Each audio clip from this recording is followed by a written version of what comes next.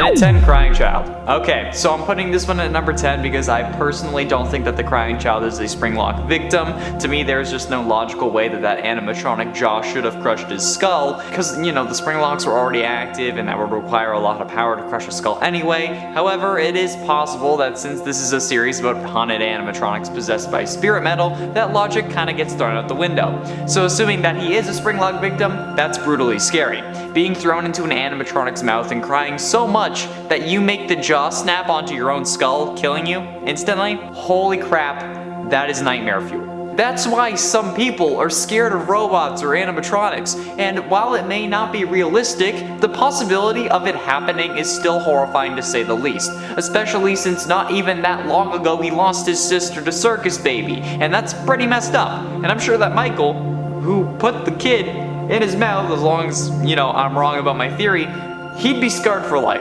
and I think I would be too. Before we move on to number 9, can you do me a favor and smash that like button and subscribe if you haven't yet if you are looking forward to this list. I saw a load of comments asking for it, so this better not flop. If it flops, so help me, you will all have a reckoning. The more likes we get, the more likely we are to do a part 2, and it also helps us against the algorithm almighty and lets us grow the channel, which means more cool vids for you, so you know, it's a win-win, so thank you. And at 9, The Twisted Ones.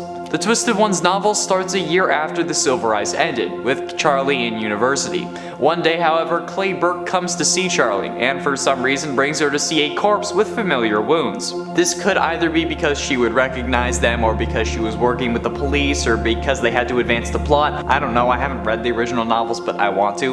However, looking at the wounds, she confirms that they are in fact a Springlock failure, meaning that we have an unnamed Springlock victim in the Twisted Ones novel. If this character does have a name, like if it's revealed in later down the line or something, please let me know, because I couldn't find one online. However, while this may seem insignificant to you, the real horror of this number comes from what it signifies. This Springlock marks the return of William Afton, since at the same time, Clay also tells her that a blood sample they took from Afton showed that the body was a fake, or at least it was fake blood. The return of a killer, and the purple guy of all of them, that's pretty damn scary if you ask me. And it ain't The New Kid. Continuing with the theme of FNAF books, what about the story The New Kid from 1:35 AM, the third Fazbear Frights book? The story revolves around Devon, Mick, and Kelsey. Devon and Mick are outcasts. They aren't popular, they aren't cool, but when the new kid Kelsey arrives at their school, they make a new friend, despite Kelsey being charismatic and adored by everyone else in the school. Over time though, Devon grows jealous of Kelsey, since Kelsey has everything that Devon wants. So in an act of revenge or to gain control, because you know that's kind of serial killery, Devon hatches a plan to lure Kelsey to an abandoned Freddy Fazbear's to trap him in a Springlock suit for a couple hours, to try to humble him, I guess. But the plan goes horribly wrong. After getting in the suit, the Springlocks fail, as expected, because you know this is a FNAF book, causing Kelsey's blood to soak into the fur of the animatronic and pull around the ground. Devon and Mick leave Kelsey for dead so that they won't get in trouble, but something doesn't feel right. So a week later, Devon returns to make sure that Kelsey's body is still there, for some reason. He sticks his hand into the animatronic's mouth to feel if it's there, and snap! The Springlocks fail yet again, as per usual, and Devon gets his hand stuck inside the suit and bleeds out, but not before seeing a body in the suit, but with black hair instead of Kelsey's blonde hair. If that's not scary, then you need to go see a doctor, because that's bone chilling. That's messed up. No. And at 7, William Afton. I'm pretty sure that we all know this story by now, alright? Everything was going well at first. They couldn't pin him down, he was on his way to immortality, and then once William discovered Remnant though, he started to spiral. He wanted to use it for fuel and to make his life truly immortal, so in an effort to study it further, William lured the possessed animatronics to a back room that they couldn't access and dismantled them, planning to melt down their endoskeletons to make soul-infused metal. However, by doing this, he unknowingly released the souls of the victims that he had claimed so long ago, and you know, they're ghost kids, so they scared him. He tried to scare them by fleeing into his spring Bonnie suit, which probably also made him feel more powerful, but his haste, coupled with the leaking in the room, because of course he didn't really care about the foundations of the place, causes the Springlock suit to fail, crushing him in torturous agony for the next 30 years. However, he didn't die from this. Of course, because he was being kept alive by the spirit of another victim. So he went on to live that agonizing pain for 30 years, but you know what? He deserved it. And you can't say that this doesn't belong on the list, okay? As the only only actual Springlock failure to be confirmed as game canon, some are probably going to consider this the only one that should have been on the list, but hey, I make the rules. And at 6, Dallas police. On July 7, 2016, Micah Johnson carried out an attack in Dallas that resulted in the deaths of 5 police officers and injured 9 more officers and 2 civilians. The attack took place during a protest, and Johnson initially targeted 3 officers, killing them and wounding 3 more officers and 1 civilian. He then fled to El Centro College, where he attacked another officer before barricading himself inside and attacking some more. A standoff ensued, during which the police tried to negotiate with him, who threatened to set off explosives. The police offered him a choice to surrender or face the possibility of being confronted with force, and Johnson did not surrender. Thus, the police ultimately, using a robot equipped with a brick of C4,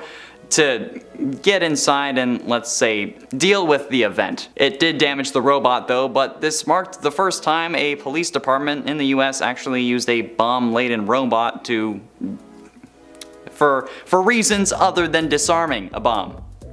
Yeah. Halfway through into number 5, Joshua Brown. Joshua Brown was the first person to be killed in a self-driving car accident. On May 7th of 2016, while driving a Tesla Model S through Williston, Florida, the car was unable to distinguish between an 18-wheel tractor trailer and the bright sky. As a result, the Tesla collided with the trailer, tearing off the roof of the car, and then crashed through 2 fences and a pole before coming to a stop. Tesla initially tried to deflect responsibility for the accident, pointing out that this was the first accident involving the Model S in 130 million miles of driving, which was below the industry average of 94 million miles, but Tesla also emphasized that the autopilot system was not perfect and required drivers to keep their hands on the steering wheel. However, investigations by the National Transport Safety Board revealed that Brown had his hands on the steering wheel for only 25 seconds out of the 37-minute trip, and neither he nor the autopilot applied the brakes. The airbags did not deploy until after the car had left the road and hit some trees, which I think is absolutely terrifying as well, but considering that the police found a micro SD card containing a Harry Potter movie at the accident scene, the driver of the truck claiming that Brown was watching a Harry Potter movie at the time of the accident, and 2 laptops being found in the car, this seems like more user error than a fault of the vehicle. And at 4, Devin. The story The New Kid from 1:35 a.m., the 3rd Fazbear Frights book, revolves around Devin, Mick, and Kelsey. Devin and Mick are outcasts from their class, and they aren't really popular, they aren't cool, but when the new kid Kelsey arrived at their school, they tried to make a new friend. Despite Kelsey being charismatic and adored by everyone in the school, over time, Devin ends up growing jealous because of that, since Kelsey has everything he wants. So, in an act of revenge or in an attempt to gain control, Devin hatches a plan to lure Kelsey to an abandoned Freddy Fazbear's and trap him in a Springlock suit for a few hours. To try to humble him, I guess? I don't know. Why do you know what a Springlock suit does? Do you just chill in it for an hour or 2? I don't know. Why do you know about this? Either way, the plan goes horribly wrong, and after getting in the suit, the Springlocks fail, as expected, because it's a FNAF book, and it causes the blood to soak into the fur of the animatronic, pool on the ground, all the grisly scenes that you'd expect from this. Devin and Mick then leave Kelsey for dead so that they won't get in trouble, but then something doesn't feel right. So, a week later, Devin returns to the scene of the crime to make sure that Kelsey's body is still there. He sticks his hand in the animatronic's mouth and snap! Haha, the Springlocks fail again, as per usual, and Devin gets his hand stuck inside the suit and bleeds out, but not before seeing that the body in the suit had black hair instead of Kelsey's blonde hair. That's the only other Springlock failure that we actually know happened, so yeah, I'm putting it on the list. And at 3, Am I Real? Am I Real, also known as Cake Bear, is presumably the primary and most recurrent antagonist in Dormitibus. Am I Real has 2 different forms. His first form is Cake Bear. Cake Bear's design originated from the Save Him minigame, where he delivered cake to children while a kid is murdered outside. He is the predecessor of both Fredbear and Freddy Fazbear. Cake Bear is a brown bear animatronic that also acts like a Springlock suit that appears in most of the main nights. Although they do look similar, the only similarities he has to Freddy Fazbear in reality is that they both possess a top hat, are brown, have blue eyes, and are a bear. Am I Real's second form is a form that resembles Springtrap, however. This form has a green color much like Springtrap and contains human remains. His right eye socket has gotten bigger on the side and a big hole can be seen on the right side of his head. His top hat has received some withering on it as well, and his lower jaw is slanted and worn down, no longer circular like Cake Bear's. He also has a sizable hole in the right side of his torso, revealing organs. Ha! lovely. Rips and tears cover his arms, revealing more human remains. He also appears to be missing at least one finger on his right hand, and it's absolutely terrifying to look at. Of course, 3 out of 10 of these are going to be from Dromitibus. Like, what did you think was gonna happen? Did you watch the Dromitibus animatronics list? Penultimately, in at number 2, Springtrap. I believe we all know this story by now. Everything was going well at first. They couldn't pin him down and he was on his way to immortality. Once William discovered Remnant, however, he spiraled. He wanted to use it to fuel his life and make himself truly immortal. So, in an effort to study it further, William lures possessed animatronics to the back room that they can't access and uses it to dismantle them, planning to melt down their endoskeletons to make soul-infused metal. However, by doing this, he unknowingly releases the souls of the victims he claimed oh so long ago. Shocked, he tries to scare them by getting into his spring bodysuit, which also coincidentally makes him feel more powerful. However, this haste coupled with the leaking in the back room causes the Springlocks to fail, crushing him in torturous agony for the next 30 years. However, he didn't die from this. As we learn in the Man in Room 1280, he was being kept alive by the spirit of another victim. So he was living that agonizing pain for 30 years. And that makes him damn well deserving of the number 2 spot. And before you ask, no, him and Garvey are 2 separate characters, meaning that they can both be included on this list. You're welcome. Finally, in at number 1, you. A spoiler alert for a fan game, and if I say which fan game, it's going to spoil it. So, if you want to avoid spoilers, click away now. And thanks for watching. I'll give you a chance to do that now. Okay, now that you've prepared for spoilers, A Shadow Over Freddy's is a FNAF fan game created by FizzNom on GameJolt. It released on April 25th, 2018. And since it was made by the same guy who is currently working on FNAF Plus for the Fazbear fanverse, you know it's bound to be good. The gameplay of A Shadow Over Freddy's is a hybrid between a traditional point-and-click game and a free-roaming horror game. The player wakes up to find themselves with no memories in a black and white abandoned Freddy Fazbear's Pizza and is tasked with surviving 5 nights in escaping the restaurant. The player is given a different task each night and must complete said task before 6 AM and without being attacked by any roaming animatronics. However, the ending of the game has you getting trapped in a Springlock suit and left to rot, meaning that you are a Springlock victim, which is probably the scariest victim of them all, cause I don't know about you, but I'd rather not get Springlocked. Although I know there are plenty of you that would just love that. You'd fill the suit with liquids that aren't blood, and that's messed up. Like, I'm not one for kink shaming, but yeah, there's kinks, and then there's like being killed, you know? I don't know how else to put that. In at 9, Grim Fredbear. Grim Fredbear is one of the antagonists in Final Nights 3 Nightmares Awoken. He's only active on night 5 and is found by the left hallway. Grim Fredbear resembles the normal golden Fredbear, only with his suit glowing a deep purple color, while the interior of the suit glows a bright white. His upper face appears to be torn off, including his eyes, leaving an empty, hollow, gaping hole in its place, and the inside of the mask, though it appears like there is nothing inside, actually conceals a white, pale human head that can only be seen during the jump scare. And before you ask, yes, it's mine. I was going to make that a joke, but I actually wrote that into the script. Holy crap. This animatronic is clearly meant to be a reference to Shadow Freddy and the theory that the Shadow animatronics are Springlock victims, which was confirmed to be false by Scott when he stated that William was a Springlock failure, but still, okay? On the museum level of Final Nights, which unlocks after night 5, it is revealed that Grim Fredbear is a Springlock victim, saying, quote, another Springlock failure victim, the 2nd generation of Fredbear. And at 6, Grim Chica. The first Springlock victim in the Final Nights series, Grim Chica is a primary antagonist in Final Nights 3 Nightmares Awoken. Unlike others, she is not a Reaper animatronic. Grim Chica holds a strong appearance to the Springlock suit on the poster in the Night 3 cutscene, but her faceplates are very hard to spot and she's almost entirely purple. She really resembles Toy Chica. The glowing accents inside of her resemble a human corpse. She lacks a bib unlike the original Chica, and her overall body is very slim like the original Toy Chica, except for her hips, which appear to be much wider. Got the baby birth and hips. I regret that immediately. And she lacks shoulders or upper arms, with her forearms protruding from her armpits. Grim Chica is also revealed to be a Springlock victim in the museum level, saying, quote, a victim of a Springlock failure, forever forced to haunt the suit she is wearing, now being manipulated by her sister and mother. Tried spray on tan, still very pale. why is that so relatable to me? Like, no matter what I do, I'll always be pale and pasty. Not the whole being manipulated by your sister and mother thing. That's weird. But like, I'm okay with forever being pasty. However, I did rank this above Grim Foxy because like, it's Chica. And look what they did to my girl Chica.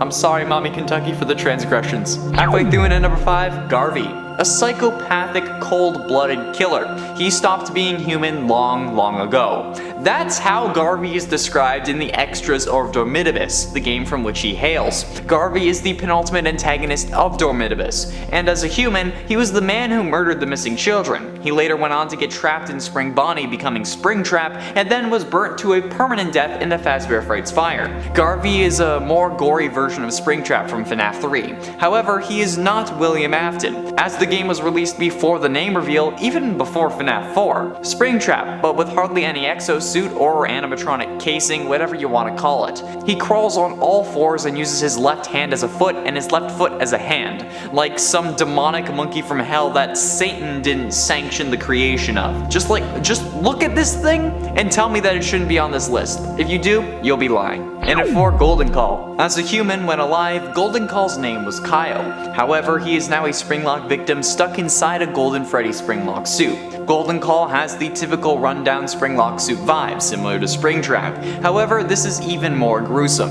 His left ear is bent, he has guts coming out of basically every hole in his body, human eyes are hanging out of the animatronic's eye sockets. He's even missing exosuit on his right foot, and the character is holding a flesh-colored, at least it's flesh-colored, it may be even like fully like a flesh phone in his right hand that stays stuck to his head via more flesh or blood strands connecting to the side of his head. It's horrifying, dude. This is a monstrosity. And looking at his age on the wiki, Kyle was only 5 when he got Springlocked, which is absolutely nuts and just flat out horrible. So unfortunate, man. He was supposed to be the next best Fortnite player. That's a joke for the long-term subs. You know it. Getting close to the end, and at number 3, Reaper Spring Bonnie. Reaper Spring Bonnie, however, is the opposite of Stage Bonnie. This Reaper variant appears in Final Nights 3 and 4 and is an absolute monstrosity, but it's definitely more terrifying in Final Nights 4, so let's focus on that one. He is 100% the scariest animatronic in this series. In essence, Reaper Spring Bonnie is a nightmare Springtrap. He has sharp teeth and a very damaged and withered body. His suit is dark yellow in color. He sports a big purple bow tie on his upper chest, kinda like Glitch Trap.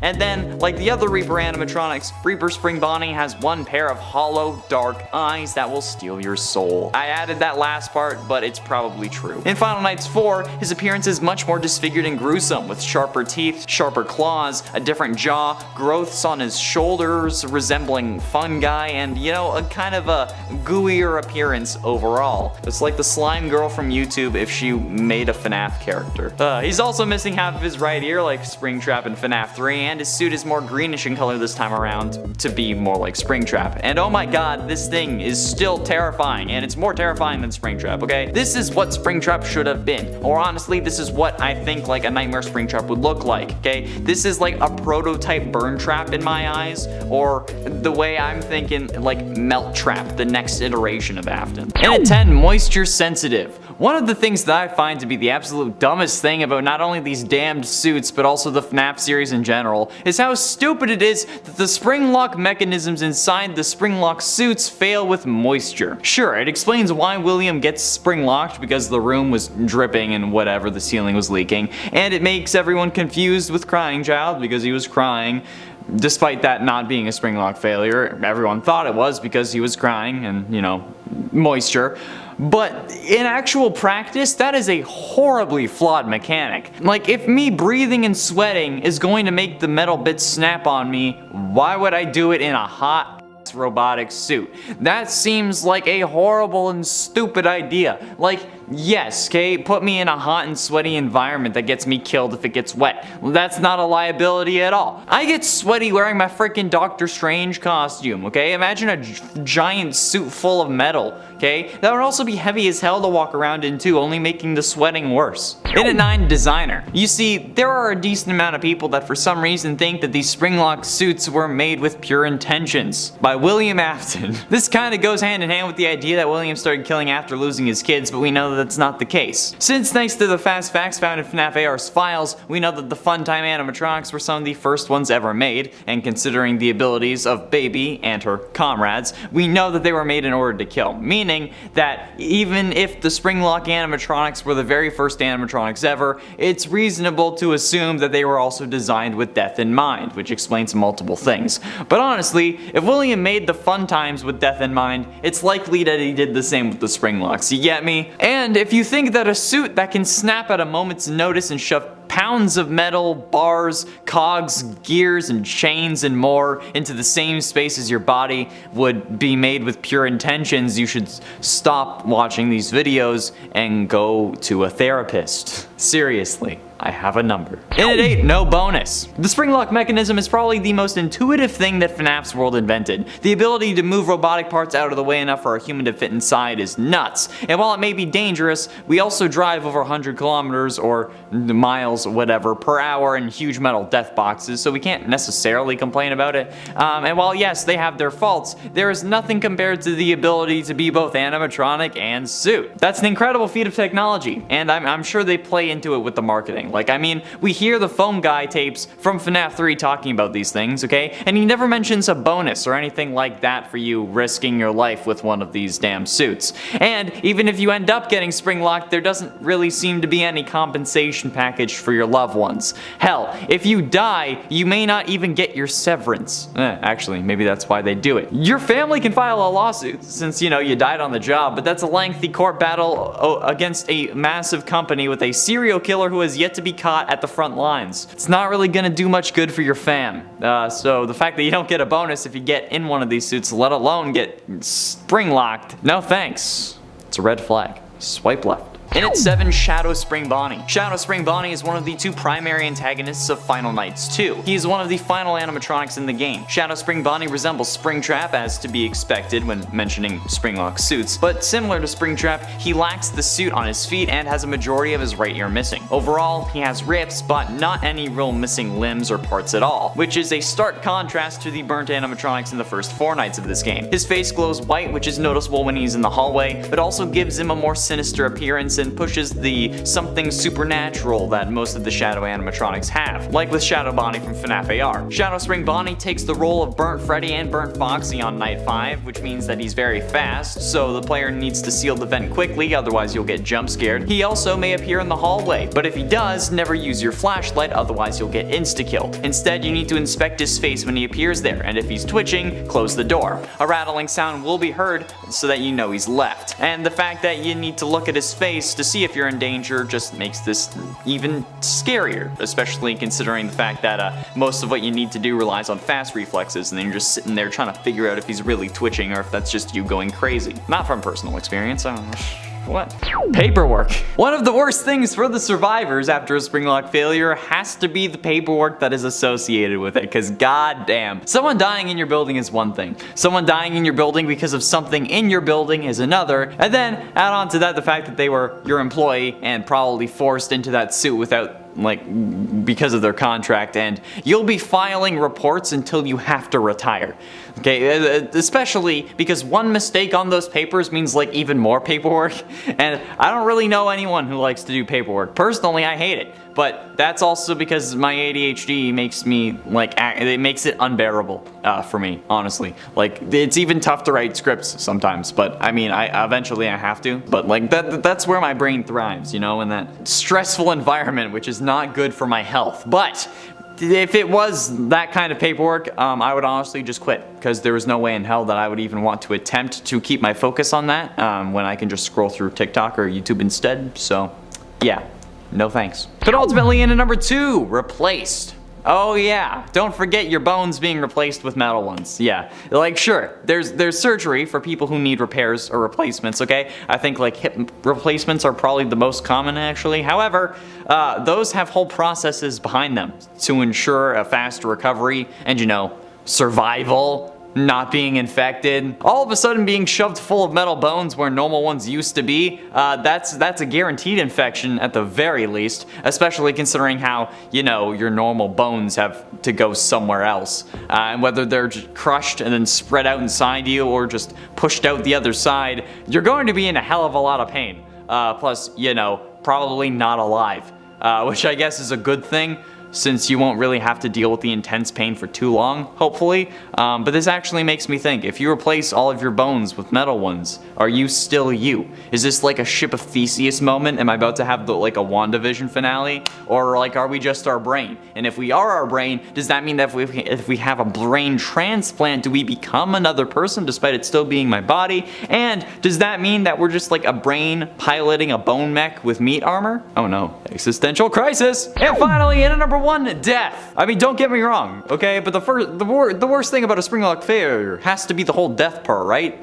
Ignore my mumbling. I mean, honestly, okay, it's obviously not for some of you, given the whole comments thing earlier, but the only reason you wouldn't die in a Springlock suit is because you're a main character and need to be around for the story. And then you're just in agonizing pain for the rest of your life. Yeah, the only people who have survived a Springlock failure, well, confirmed, is William. So, yeah, and you know, he's like the main antagonist of the game and was only able to survive since the spirit of a victim was keeping him alive. And in the books, William also ended up getting springlocked before, but then got out of the suit, since Dave Miller, who was revealed to be William, has scars from a previous Springlock failure from before he becomes Springtrap in the books. So the only one who can ever really survive seems to be William, and he's survived it twice. Anyone else is boned, and personally, I'd rather not die by having millions of small metal bits and several dozen large ones shoved into my body, trying to replace my body. I would rather die peacefully in my sleep with Chica's hand around my throat. In at 9, Cassidy. Cassidy is the most mysterious victim in the missing children's incident. Okay, her name was hidden for years, only being revealed in the survival logbook and then confirmed in the FNAF movie script Scott talked about in a post on Reddit. That script though was ultimately scrapped. And honestly, we don't really know much about her. We don't know how she died, and there are plenty of theories that claim to have evidence of her being a Springlock victim. Maybe William knew that would be an easier way than just, I don't know, a knife. I mean, after all, she does possess Golden Freddy, and some figure that he could be a Springlock suit that had the guts removed, hence the slumped over nature in his FNAF 1 and 2 forms. However, if this was the case, and Cassidy's body was in that suit, wouldn't they have found it when they were gutting the animatronic? But maybe, then again, William was the one who gutted it, considering how he was the suit technician. For a suit technician though, he did miss a fatal flaw with the animatronics he literally designed, since he got in the suit when it was wet like we just talked about. But either way, Cassidy being a Springlock victim could be true, but it's still a mystery, at least until Scott acknowledges the idea. Until then, it's just a theory, so don't go around saying that it's fact. It's a mystery. We don't know. In at 8, Kelsey. Kelsey is in essence the main antagonist of the Fazbear Frights story The New Kid from the 3rd Fazbear Frights book 135 AM. Kelsey had just moved to town and ends up becoming friends with the main protagonist, Devin. Devin ends up getting jealous of how much everyone loves Kelsey though, so he hatches a plan with his other friend to trap Kelsey in a Springlock suit for a few hours. However, when they unleash their plan, the Springlock suit fails and kills Kelsey. I mean, if you're going to trap him in a Springlock suit, I mean, isn't that isn't that how you would have trapped him normally? I didn't think you really thought that plan through. But at least they thought it killed him, since a week later, Devin returns to make sure that Kelsey is still in there, only to find a different body in the suit. He knows that it's someone else because the hair color is different. And then Devin gets stuck inside the suit because he reached his arm in and then he bleeds out. Only for the story to cut back to Kelsey meeting 2 more kids at his new school. It is definitely an interesting story because while Kelsey did get Springlock, he ended up being fine. So what really happened? Some think that Kelsey is a ghost, some think that he's supposed to be the one you should not have killed, but no matter what, we all feel like there's a high possibility that Kelsey was a Springlock victim, or you should have been, but we don't know how and we don't know when, but I mean, it's still a definite possibility, which makes it a mystery. Not really an impactful one though, so in at 8 it goes. And at 7, required. The Springlock suits themselves are an occupational hazard that they didn't really need to create. Like, these things are hella deadly, and both William and Henry allow for their employees to wear them. Like, goddamn, okay? Just make a separate suit for the animatronic characters, for the employees, okay? Like, the people who run your business. business. You know, they are the ones who make you the money, so, you know, they don't end up dying from robotic parts replacing their internal organs. OSHA would have been all over these goddamn suits if it was real in this universe, but apparently I guess it's not. And honestly, it's probably required by your contract to wear these suits at work, and if you refuse, you're probably gonna get fired, especially considering how they started getting ready to fire Jeremy because he saw Glitch Trap in Help Wanted. So why wouldn't they fire you for not wearing your suit if it's in your contract? Even if you claim it was to protect your life, they'd find another reason that you couldn't really fight against, so. Especially, you know, when a serial killer is the CEO. And its 6 implications. Now, while the term Springlock is used in real life, it's totally different from the actual FNAF mechanism. I'm certain most of you got the whole Springlocks are real line from Springlocks and You, How Not to Die Remastered. It's a thread on the FNAF wiki. However, actual Springlocks are just locks that use springs, okay? From my research, what I gathered is that a spring lock in real life is, in simplest terms, a spring lock. It's like if your front door's deadbolt was on a spring.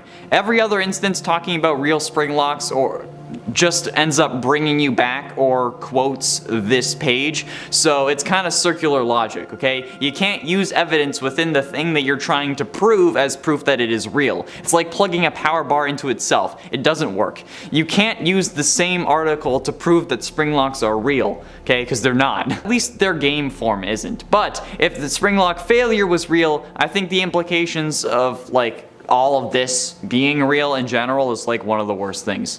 You get it? Like, it's definitely in the top 10. Get it? It's a little meta content joke for you because this is a top 10 list. It's in the top 10. Halfway through into number 5, comments. I've mentioned this in previous videos, mostly to explain why there won't ever be an actual real FNAF restaurant that you'll be able to walk into, and it still remains true since we're only getting a virtual diner that you can only order online. However, I think that one of the worst things still, and especially when it comes to these suits, is the goddamn comments about them. You wanna know a comment that I saw yesterday? Well, yesterday for me as I was writing this, Wednesday for you. Okay, I saw someone say that they want to be spring-locked. What? Why? Why would you want to be spring-locked? Do you know how messed up that is? You're saying that you want to be killed by this thing? Because there's some hotlines that you should call. Like, why on sweet heaven's earth would you want to be spring-locked? Do you know how absolutely agonizingly painful that would be? That would be one of the worst things imaginable, okay? Holy sweet Lord baby Jesus W. Christ. That would be one of the worst ways to go, if not the worst way. At least, like, as far as, like, actually could happen goes, I think, at least, okay? Because, like, a volcano would suck, but it's a bit unrealistic. It's a bad idea, okay? Stop doing this. Stop saying this. Okay, talk to a doctor. And for Afton, I talked about how the implications would apply to, like, how everything in FNAF would have happened in real life if one of these was real, but one of the worst implications would be that Afton was real. This man has caused me enough pain and suffering already. I don't need him to be like an actual person, especially considering how Springtrap would be set loose next year. And then everything after it would happen. This channel would probably be a true crime channel and not a gaming channel. I'd probably have tried proving it myself and maybe even become a PI so that I can do so. But straight up, this man has already caused me enough grief and suffering and loss and tears of pain at night in my life, and it's made me lose enough of it already to him. So yeah, him being real would just be the worst thing that I can imagine for me. However, that's only if the Springlock failure thing was also real. There are worse things for people in the FNAF universe though, not in real life, such as in at 3. In at 10, Robert Williams. Robert Williams was unfortunately the first human to be killed by a robot. Williams, who was an assembly line worker at Ford's plant in Flat Rock, Michigan, was killed on January 25th, 1979 when he was gathering spare parts at a storage facility at the plant, alongside a robotic arm that was lifting the heavier items. Williams was killed after the arm of the robot hit him as he climbed up to a shelf to retrieve some casts, and ironically, the robot was supposed to be the one retrieving the casts, but it kept giving wrong information regarding the number of casts left on that shelf, forcing Williams to have to climb up to count them. A jury determined that Williams' death was caused by lax safety measures, including one that should have caused the robot to make warning sounds when around a human, and the victim's family was awarded $10 million in damages. And a number of recommendations were made about improving safety standards when humans were working alongside robots, so that's something at least. And at 9, Kenji Arata. Kenji Arata was thought to be the second person killed by a robot, but the first Japanese man to be killed by one when he died at a Kawasaki Heavy Industries factory in Akashi, Japan in 1981. He was trying to repair the robot at the time of the accident until the robot pinned him against another machine and killed him. Attempts to free Arata from the robot's grip were unsuccessful. The robot had been taken offline for repairs and was separated from the other robots at the factory by a wire mesh fence, and it was supposed to remain shut down whenever anyone opened the door and entered the confines of the fence. Arata had, for some unknown reason, or at least a reason only known to himself, jumped over the fence into the area, therefore not activating the shutdown mechanism. His body rubbed against the machine and inadvertently switched it on, which caused it to come to life and pin him against another machine, which, yeah, yikes. In at 8, Junior Wheel Inc. At Junior Wheel Inc., a motor vehicle parts manufacturing company located in Norton, Ohio, an employee tragically lost their life in 2001 due to an accident involving a robot on the assembly line. As the employee was cleaning up their work area at the end of their shift, they accidentally entered an area of the assembly line where the robots had not yet been deactivated. The robot, mistaking the employee for a machine that needed to be assembled, grabbed them by the neck and suffocated them by pinning them under a wheel rim. While not exactly the same, the idea of being pinned by a robot and suffocating seems like how I'd picture dying from a Springlock failure. Most of this list isn't going to be exact one-for-ones, of course, since Springlocks don't exist in the real world as they do in the games, but suffocation would probably be one of the ways you'd suffer the most if you didn't die instantly from all the robot parts. The Springlock failures from the games being where the mechanism in the suits that holds back the robot parts enough for a human to use it as a costume break and allow the endoskeleton and whatnot to go back to where they'd be in animatronic mode. We haven't seen a true proper Springlock endo, so we can't really be sure about where the parts would go, but if they didn't end up replacing your bones or organs and killing you instantly, I think suffocation would be a main factor behind the death, because I mean, there's gotta be a lot around that area. And at 7, Henry Emily. Now this is certainly an interesting case, because seemingly Henry has died multiple ways across FNAF canons, with his first apparent death being in FNAF World at the hands of Baby. His death in the novels seems to have happened before the Silver Eye starts, and then he dies in FNAF 6 along with everything else. But could one of these deaths involve a Springlock failure or something having to do with Springlocks? I mean, maybe Afton offed Henry in one of these realities, finally actually,